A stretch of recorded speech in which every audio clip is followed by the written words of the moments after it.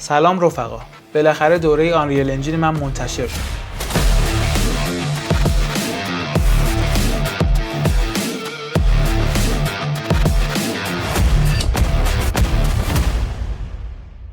من حامد خسروی هستم و قرار دوره آفلاین ویرچوال پروداکشن رو با همدیگه شروع بکنیم.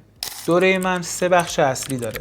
بخش اول در مورد پیش تولید صحبت میکنیم. قبل از اینکه کاری انجام بدیم و وارد نرم افزار بشیم، در مورد فلسفه کارمون صحبت میکنیم. چه موقع خوبه، چه موقع اصلا نیاز نیست و اصلا چرا داریم این کار رو انجام میدیم. در مورد متدهای مختلف ویرچوال پروداکشن صحبت میکنیم و اینکه چرا من آفلاین ویرچوال پروداکشن رو انتخاب کردم.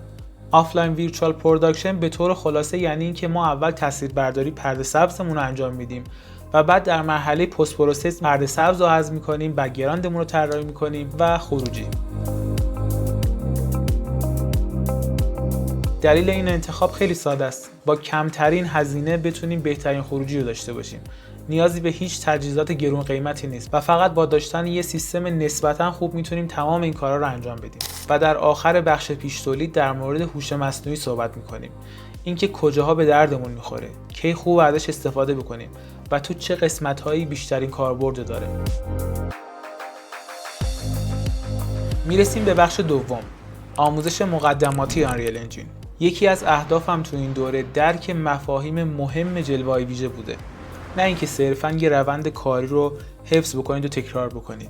به خاطر همین در مورد مفاهیم مهمی مثل فضای رنگی در جلوه‌های ویژه، انواع گلوبال ایلومینیشن از جمله لومن در آنریل انجین و نحوه کارکردشون و مفهوم نانایت به طور مفصل صحبت میکنیم.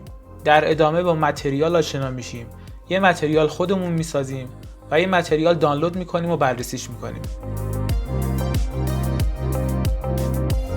با مبحث مهم نورپردازی آشنا میشیم و در مورد تک تک نورهای آنریل انجین و اهمیتشون صحبت میکنیم و یه صحنه قدیمی رو از صفر شروع میکنیم با همدیگه نورپردازی میکنیم.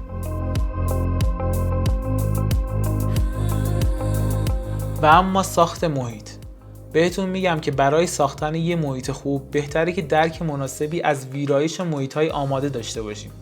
با همدیگه یه صحنه آماده از اپیک گیم رو دانلود میکنیم و بررسیش میکنیم چجوری ساخته، چه چیزایی استفاده کرده، چجوری استفاده کرده و ما هم از همون اسست هایی که داره استفاده میکنیم و یه محیط جدید رو میسازیم.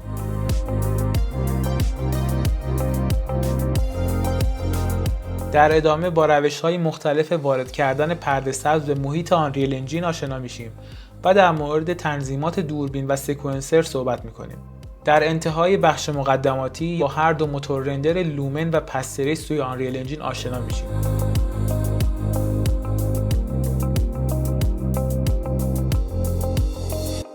میرسیم به بخش سوم یعنی پروژه ها. تو این بخش با استفاده از چیزایی که قبلش یاد گرفتیم چند تا پروژه رو از صفر شروع میکنیم و به مرحله رندر و کامپوزیت میرسونیم. برای پروژه اول یه تصویر بسیار چالشی رو انتخاب کردم. کروماکی رو با روش استاندارد و در چند لایه انجام میدیم. از سایه واقعی خود فوتیج استفاده میکنیم برای اینکه کارمون واقع گرایانه تر به نظر برسه.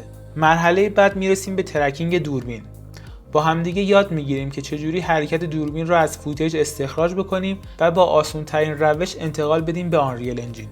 توی آنریل انجین با پلاگین جدید و بازطراحی شده کامپوژر کار میکنیم. با پلاگین کامپوژر یاد میگیریم که چجوری لایه رفلکشن رو به صورت جدا برای فوتیجمون رندر بگیریم. و یکی از مهمترین مشکلاتی که توی فیلمبرداری پرده سبز داشتیم یعنی حرکت سوژه توی عمق تصویر رو با استفاده از این پلاگین حل میکنیم.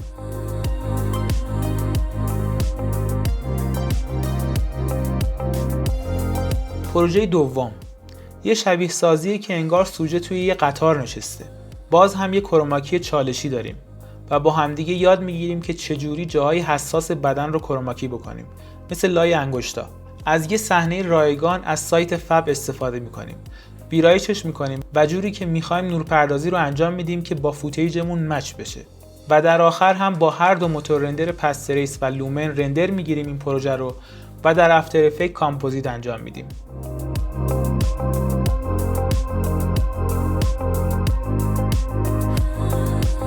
تمامی فایل های استفاده شده در این دوره و حتی خود نرم افزار آنریل انجین روی سرور داخل ایران آپلود شده. پس حتی در صورت قطع اینترنت بین‌الملل میتونید بدون مشکل آموزش رو ببینید. در مسیر یادگیری شما کنارتون خواهم بود و پاسخگوی سوالاتتون هستم. امیدوارم که نهایت استفاده از این دوره رو ببرید و بتونید کارهای خفنی بزنید.